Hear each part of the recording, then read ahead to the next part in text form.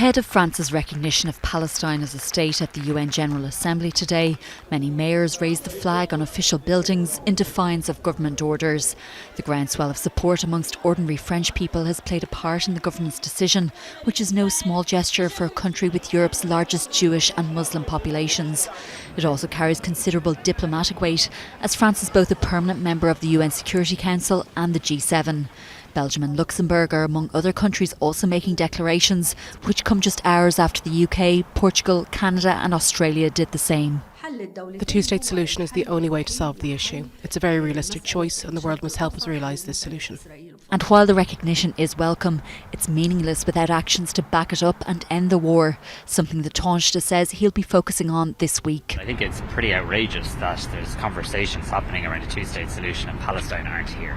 And I think that's a highly, highly regrettable situation. I also think it's a dangerous precedent that the host country can decide who can and can't come to the United Nations. So I think that is a point that can't just be jumped over.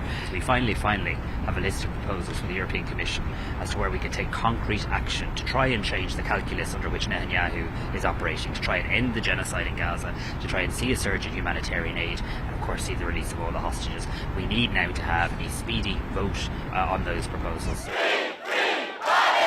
But not all EU members are on board. Hundreds of thousands are on strike in Italy today, angry at their government's inaction.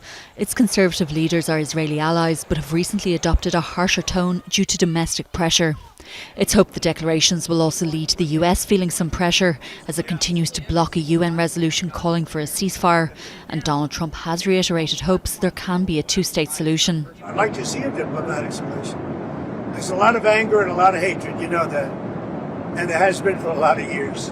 This is not something new, but hopefully we'll get something new. But as the bombardment of Gaza City continues, Palestinians say the immediate priority must be to stop the genocide and starvation. The official death toll has passed 65,000, while millions more are displaced. The Israeli army continues to order people out of the city as it prepares to send tanks in. They claim they've provided safe escape corridors, but there are reports of vehicles being targeted. Nicole Gernan, Virgin Media News.